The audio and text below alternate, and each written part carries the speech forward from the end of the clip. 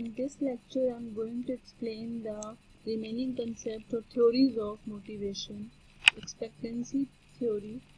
The strength of a tendency to act in a certain way depends on the strength of an expectation that the act will be followed by a given outcome and on the attractiveness of that outcome to the individual. There are some individual effort, individual performance, organizational rewards, personal goals. Basically, Vyroom's expectancy theory has its roots in the cognitive concept, in the choice, behavior, and utility concept of classical economic theory. According to Vyroom, people will be motivated to do things to achieve some goals to the extent that they expect that certain actions on their part will help them to achieve the goal. Vyroom's model is built around the concept of value, expectancy, and force. Its basic assumption is that the choice made by a person among alternatives course of action is lawfully related to psychological events. Vyroom's concept of force is basically equivalent to motivation and may be shown to the algebraic sum of products of valence multiplied by expectations. Thus, motivation is equals to expectancy, instrumentality, and valence of reward. Goal setting theory. Edwin Locke. The theory that specific and difficult goals with feedback lead to higher performance. There is given a table which shows the goal setting some impressive effects. There was a dramatic improvement in performance after a goal was set.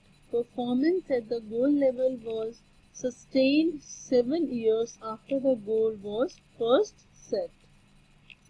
Carrot and stick approach.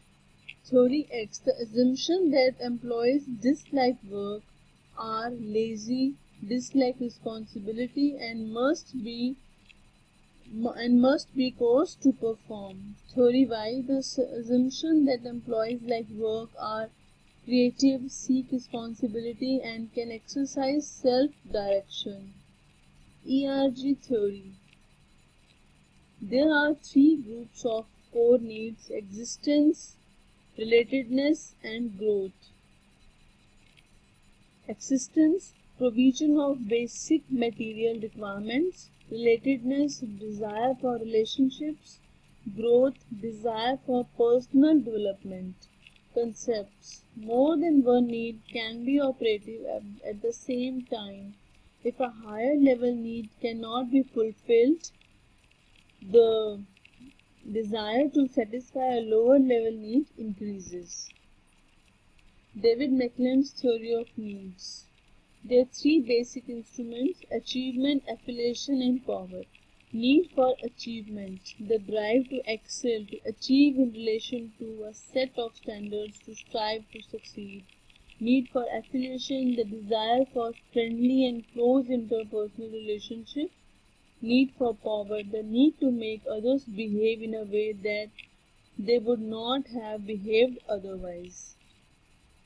Matching achievers and jobs. Achievers prefer jobs that offer personal responsibility, feedback, moderate risk.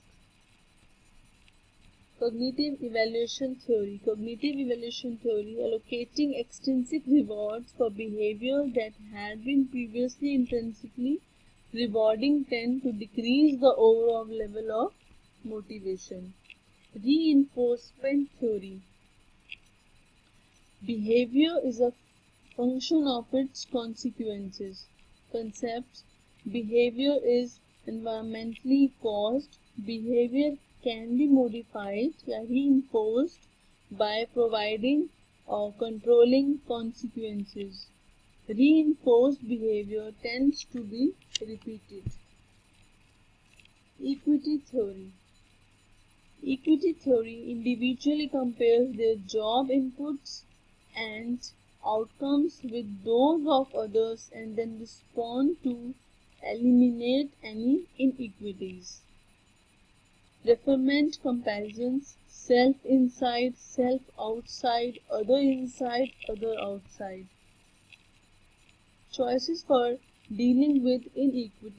change inputs, lack of change outcomes, that is increases output, distort change perception of self, distort change perceptions of others, choose a different preference person, leave the field, quit the job.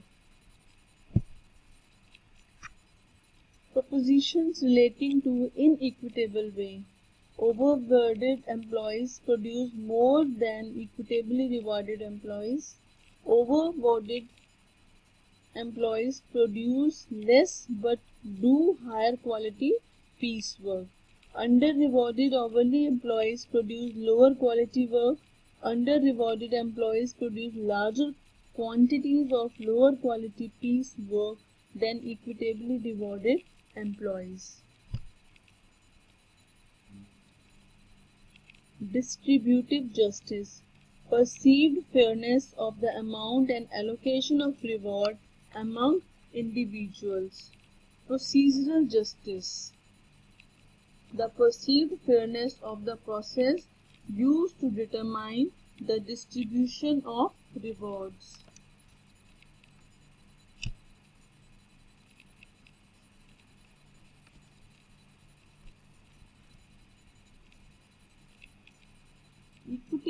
Basically equity means, in this case, the person perceives that his outcome in relation to his inputs are equal to those of others. This relationship can be expressed by a formula that others' outcomes divided by others' inputs. In this case, the person experiences satisfaction. The impact of inequity on the person is as follows. Perceived inequity creates tension in the person. The amount of tension is proportional to the magnitude of inequity. The tension created in the person will motivate him to reduce it. The strength of the motivation to reduce inequity is proportional to the perceived inequity. Implication of the theory. Equity theory has a number of implications for managers. First, the theory makes managers realize that equity motives tend to be one of the most important motives of the people in the organization. Therefore, equity concepts should be given adequate considerations in designing motivation systems. Equal pay for equal work principle is based on this theory. Second, feeling or perceptions in work setting are important factor in work setting. Therefore, management should take this aspect into consideration and attempt should be made to develop the perceptual skills of the people.